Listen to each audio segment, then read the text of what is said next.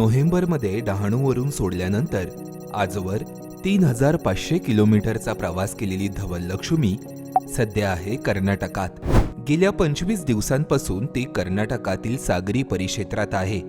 नेमकी ती कुठे आहे आणि ती कर्नाटकमध्येच इतके दिवस का थांबलीये, जाणून घेऊया त्याविषयी।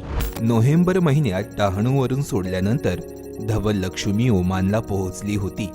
तिथून पुन्हा भारताच्या दिशेने परतून तिने दक्षिणेकडे प्रवास केला।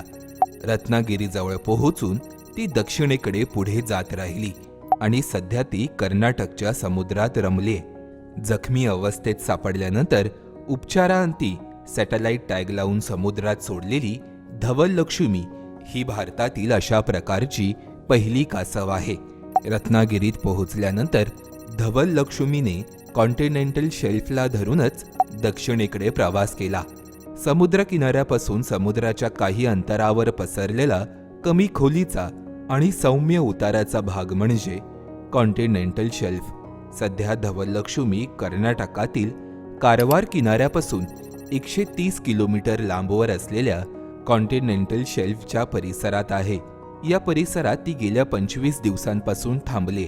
आता या परिसरातच ती इतके दिवस थांबण्याचं कारण काय? तर गेल्या रीलमध्ये सांगितल्याप्रमाणेच धवल लक्ष्मी सध्या ज्या परिसरात आहे त्याला मलबार अपवेलिंग झोन म्हणतात, जिथे पावसाळ्यात कासवांची जत्रा भरते। केरळ किनारपट्टी, कर्नाटकचा काही भाग, गोवा आणि दक्षिण महाराष्ट्रापर्यंतचा हा भाग पावसाळ्यात सक्रिय होतो।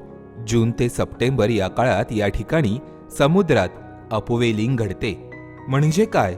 तर समुद्राच्या तळाशी असलेले थंड आणि पोषण मूल्यांनी युक्त असे पाणी समुद्राच्या पृष्ठभागावर येते। या प्रक्रियेमुळे समुद्राची उत्पादकता वाढते। फायटोप्लॅंक्टनच्या वाढीमुळे इथे छोटे मासे आणि क्रिलसारखी जीव त्यांना खाण्यासाठी येतात। या जीवांना खाण्यासाठी सागरी कासवे आणि सागरी सस्तन प्राणी या ठिकाणी येतात।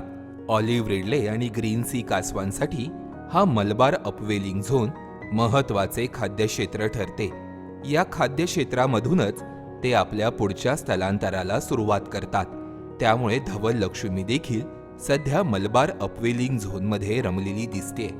पावसाळ्यात ती याच प्रदेशात राहण्याची शक्यता आहे।